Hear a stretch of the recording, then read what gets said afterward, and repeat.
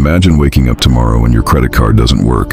Gas is $15 a gallon and the grocery store shelves are stripped bare. This isn't a movie. It is the mathematical certainty of a war the United States is about to win on the battlefield, but lose in the bank. Meet the Strait of Hormuz. It's a 21-mile wide hallway of water.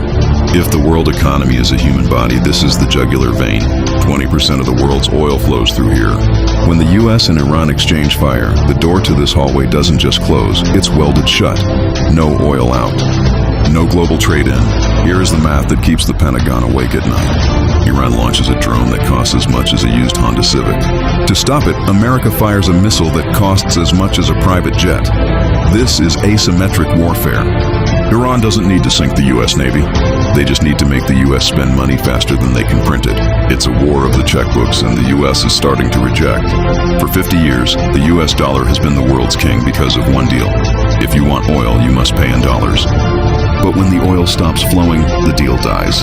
This is the end of the petrodollar. The Gulf states, Saudi Arabia, Dubai, Qatar, are the engines of Western wealth. When Iranian drones turn these glass cities into ghost towns, the foreign investment that keeps your retirement fund alive evaporates in a single afternoon. The crisis moves in waves.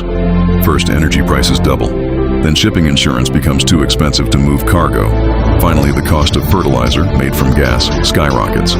Your bread doesn't just get expensive, it becomes a luxury. America was built on the idea that if you fear us, you obey us. But an empire that spends $4 million to kill a $20,000 drone is an empire that is bleeding out. The war with Iran isn't a military conflict. It's a global bankruptcy hearing. The question isn't who wins the war. The question is, what do you do when the world you know is suddenly priced out of reach? Will you hit snooze, or will you prepare for the new reality? The morning is coming. Make sure you own it.